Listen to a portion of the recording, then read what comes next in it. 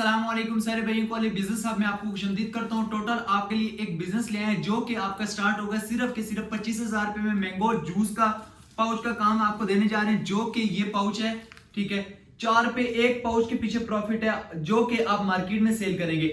4 रुपए आपको तैयार होके बनेगा, तैयार होके मतलब आप तैयार करेंगे, आपको 4 रुपए का पड़ेगा, मार्केट में सेल करेंगे। 8 रुपए का दुकानदार सेल करेगा, 10 रुपए दुकानदार को, 2 रुपए प्रॉफिट है, आपको 4 रुपए प्रॉफिट है।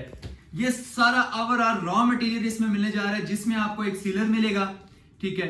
इसमें एक आपको फिलर मिलेगा, टेम्परेचर मीटर मिलेगा आपको, ठीक है। उसके बाद आपको केमिकल मिलेंगे, ये जाली मिलेगी आपको, ठीक है, जिसमें आपने दर्जन दर्जन 2-2 दर्जन की पैकिंग बनाकर मार्केट में सेल करना है। उसके बाद आपको पल्प के कार्टन मिलेंगे।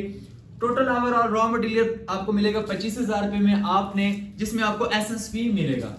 आपने क्या करना होगा, हमारे साथ कांटेक्ट करना होगा। स्क्रीन पे भी आपको नंबर शो हो रहा होगा, एक दफा मैं आपको बाज़ानी ज़ुबानी बता देता हूँ।